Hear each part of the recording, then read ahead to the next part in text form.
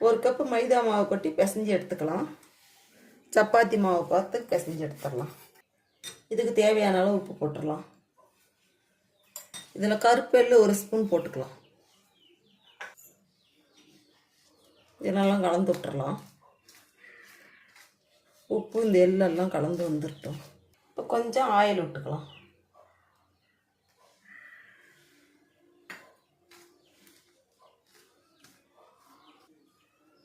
கொஞ்சம் கொஞ்சமாக தண்ணி விட்டு பிசைஞ்சிக்கலாம்.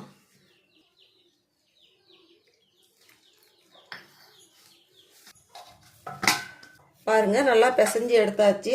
சப்பாத்தி மாவு பிசையும் இல்லையா, அந்த அளவுக்கு பிசைஞ்சு எடுத்தாச்சு. கொஞ்சமாக எண்ணெய் விட்டு மேலே அப்படியே தடவி மூடி வச்சிடலாம். இப்படி நல்லா ஊறி வந்துடும். இப்போ மூடி அப்படியே ஒரு 10 நிமிஷம் ஊற வைக்கலாம். உருளைக்கிழங்கு வேக வச்சு எடுத்து வச்சுருக்கிறேன். இது ஃபஸ்ட்டு பிசைஞ்சு விட்டுக்கலாம். அப்புறம் மசாலாவெலாம் கலந்துக்கலாம். இப்போ இதுக்கு நம்ம மசாலாவெலாம் சேர்த்துக்கலாம். Chicken masala 1/2 spoon, garam masala 1/2 spoon, தேவைக்கேற்ற மஞ்சத்தூள்,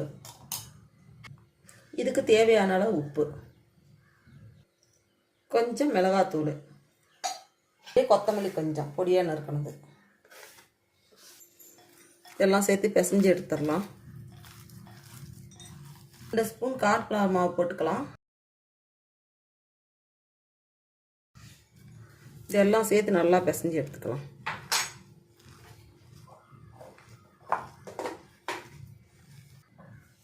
பாருங்கள், எல்லாம் கலந்து பிசைஞ்சு எடுத்து வச்சாச்சு.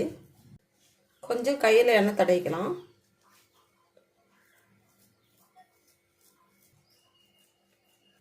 இதே சைஸில் இந்த மாதிரி பிடிச்சி எடுத்து வச்சிடலாம் எல்லாமே. ஒரு முட்டை உடைச்சி ஊற்றிக்கலாம்.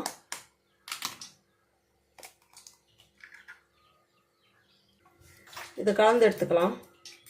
முட்டையை நல்லா கலந்து எடுத்தாச்சு. இது மேலே மைதா மாவு தூக்கிக்கலாம். மாவு பாரு 2ஆக பிரித்து எடுத்துட்டோம்.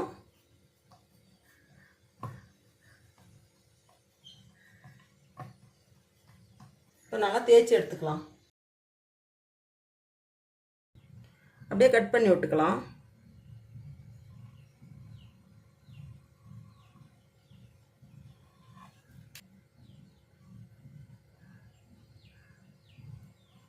எல்லாமே அப்படி கட் பண்ணி விட்டுக்கலாம். இப்போ நம்ம அப்படியே சுற்றி எடுத்துக்கலாம். ரோல் சுற்றி.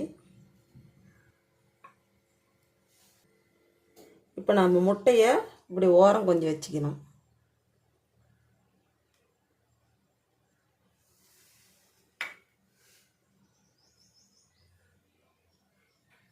பாருங்கள், இப்படி சுற்றி எடுத்து வச்சிடலாம். இப்போ நம்ம ரோல் பண்ணி வச்சுருக்கிறதெல்லாம் போட்டு எடுத்துக்கலாம். இப்போ அப்படியே திருப்பி விட்டு பொரிச்சு எடுத்துக்கலாம். மீடியமாக வச்சு பொரிச்சு எடுத்தோமா எல்லாமே நல்லா பொரிஞ்சு வந்துடும். அதிகமாக வச்சுட்டோமா கறி போயிடும். பாருங்கள், எல்லாம் பொரிஞ்சு வந்துருச்சு. இப்போ நம்ம இதை எடுத்துடலாம். பாருங்கள், இப்போ எடுத்து வச்சிடலாம். பாருங்கள், சாயங்காலம் டைமில் இப்படி டீ சாப்பிடும்போது இப்படி நாம் செஞ்சு இந்த ஒரு நேரத்தை செஞ்சு சாப்பிடும்போது அவ்வளோ டேஸ்ட்டாக இருக்கும் கடிச்சிக்கிட்டு சாப்பிட்றதுக்கு. இது வந்து சிம்பிளாக தான். 1 கப்பு மைதா, கொஞ்சம் உருளைக்கிழங்கு இருந்தால் போதும். டீ டைமில் டக்குன்னு செஞ்சு சாப்பிட்லாம். சாப்பிட்றதுக்கு அவ்வளோ ஒரு சுவையாக இருக்கும். இது போல் நீங்கள் ஒரு முறை செஞ்சு பாருங்கள்.